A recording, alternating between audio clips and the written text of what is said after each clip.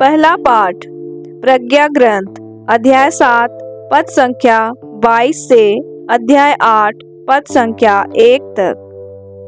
प्रज्ञा में एक आत्मा विद्यमान है जो विवेकशील, पवित्र, अद्वितीय, बहुविध, सूक्ष्म, गतिमय, शुद्ध, निष्कलंक, स्वच्छ, दुखातीत, हितकारी, तत्पर, अदम्य, उपकारी, जनहितैषी, सुदृढ़, विश्वसनीय, प्रशांत, सर्वशक्तिमान और सर्वनिरीक्षक है और सभी विवेकशील, शुद्ध तथा सूक्ष्म जीवात्माओं में व्याप्त है, क्योंकि प्रज्ञा किसी भी गति से अधिक गतिशील है।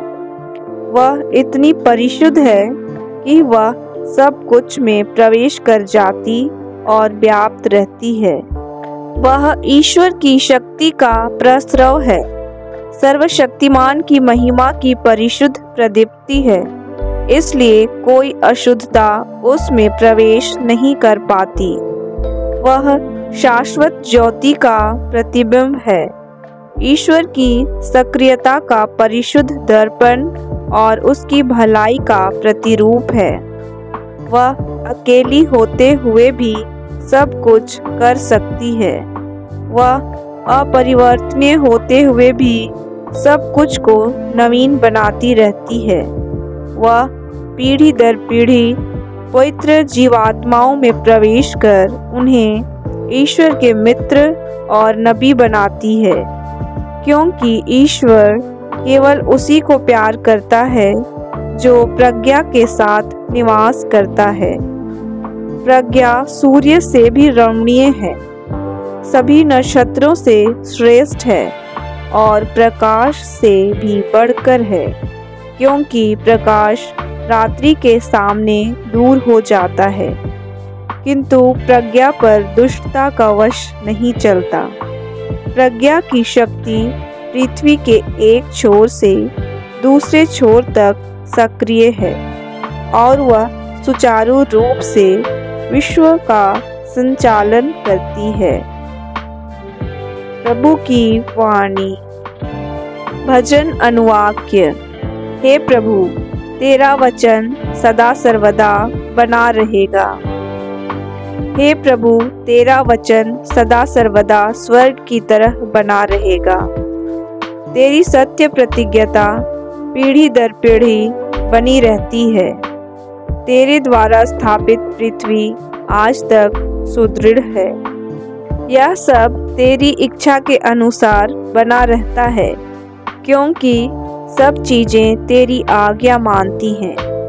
तेरी वाणी की व्याख्या ज्योति प्रदान करती है, वह अशिक्षितों की भी समझ में आती है। अपने सेवक पर दया दृष्टि कर और मुझे अपनी संहिता सिखा। मैं तेरी स्तुति करने के लिए जीवित रहूं। तेरी आज्ञाएं मेरा पथ प्रदर्शन करती रहें। जय घोष। हालेलुया। प्रभु कहते हैं, मैं दाखलता हूँ और तुम डालियाँ हो। जो मुझ में रहता है और मैं जिसमें रहता हूँ वही बहुत फलता है। हालेलुया।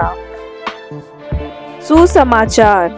संत लूकास के अनुसार आज का पवित्र सुसमाचार अध्याय 17 पद संख्या 20 से 25 तक।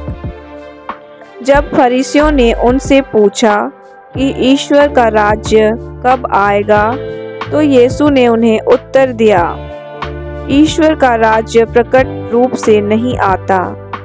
लोग नहीं कह सकेंगे देखो वह यहाँ है अथवा देखो वह वहाँ है, क्योंकि ईश्वर का राज्य तुम्हारे ही बीच है।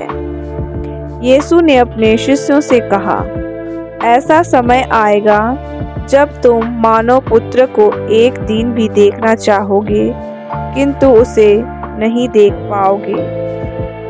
लोग तुमसे कहेंगे देखो वह यहाँ है अथवा देखो वह वहाँ है, तो तुम उधर नहीं जाना, उनके पीछे नहीं दौड़ना, क्योंकि जैसे बिजली आकाश के एक छोर से निकलकर दूसरे छोर तक चमकती है, वैसे ही मानव पुत्र अपने दिन प्रकट होगा। परंतु पहले उसे बहुत दुख सहना और इस पीढ़ी द्वारा ठुकराया जाना है। प्रभु का पवित्र सुसमाचार।